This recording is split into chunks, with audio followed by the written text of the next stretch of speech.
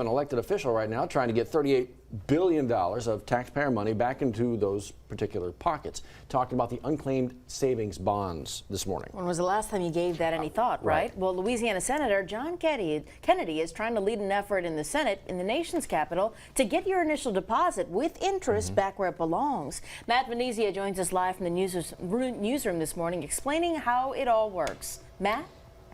Yeah, Liz, last week, Senator John Kennedy spoke on the Senate floor about a troubling issue you guys are talking about regarding those unredeemed mature savings bonds, an issue that you may have actually forgotten about, but Kennedy says he'll work to make sure it gets corrected. For quick math figures here, there are roughly 95 million mature unredeemed bonds, which is essentially a loan to the government that you can later get back with interest. All the 95 million unredeemed bonds equate to about $38 billion just hanging out in the Department of Treasury instead of being dispersed back to the pockets of the American people. Nearly a third of the country on average has an unredeemed saving bond, something Kennedy believes is very wasteful. Now, government waste takes many forms, but I'll tell you one form. It's the purest form.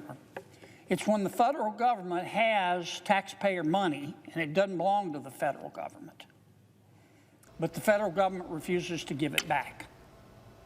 And that's the case we have at the Department of Treasury. I don't want to be too hard on my friends at the Treasury because they've come around. It's taken 8 years, but they've come around. Kennedy continued further, announcing that the U.S. Department of Treasury will begin sharing data about unclaimed savings bonds with state officials summer of next year. That's 2025. Another step towards getting all this money we're talking about where it belongs. With that, guys, we'll send it back to you. Matt, thank you.